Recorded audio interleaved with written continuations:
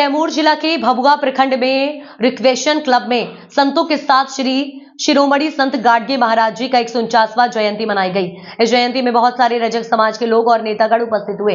मुख्य अतिथि के रूप में कामरेड अशोक बैठा जी उपस्थित हुए और बाबा संत गाडगे महाराज जी की जयंती दीप जलाकर उद्घाटन किए और सभी समाज को अपनी बातों से बाबा संत गाडगे महाराज जी का जीवन पर समाज में प्रकाश डाले। बैठा जी ने कहा कि गाडगे महाराज जी साफ सफाई और साथ ही शिक्षा पर जोर देकर सभी समाज के लोगों के बीच प्रचार प्रसार किए गए हैं। संत गाडगे महाराज जी ने कहा कि अपने अपने बच्चों को पढ़ाने के लिए बर्तन थाली भी बेच दो, फटे कपड़ा बेशक पहन लीजिए, लेकिन अपने अपने बच्चों को जरूर पढ़ाएं।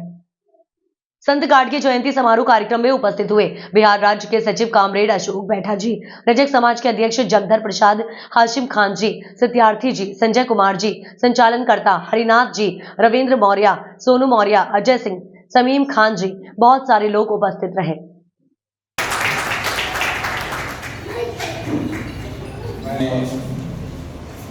जगत गुरु संत गाडगे महाराज जी के चरणों में नमन करते हुए सभी उपस्थित साथियों को मैं कर्मकारी सलाम करता हूँ।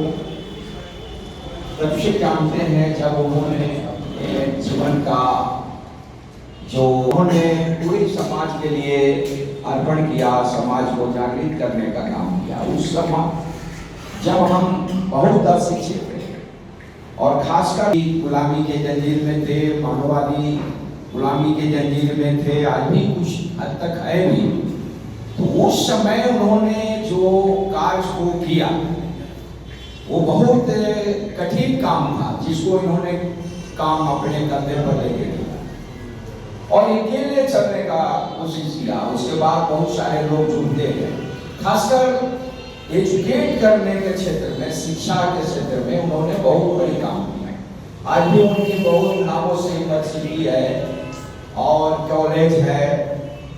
उधर साउथ के अंदर इनको बहुत चर्चित संत के रूप में जाने जाते हैं।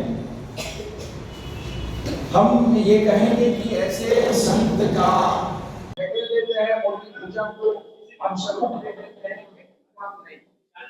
हम विचार को मुक्त करते हैं, विचार को हम छोड़ दें और हम पूजा पाठ करने लगे तो फिर इनके विचार का विपरीत हो जाएगा। हमें समाज को विज्ञान और प्राकृतिक से जोड़ना है, हमें ज्ञान को ले जाना।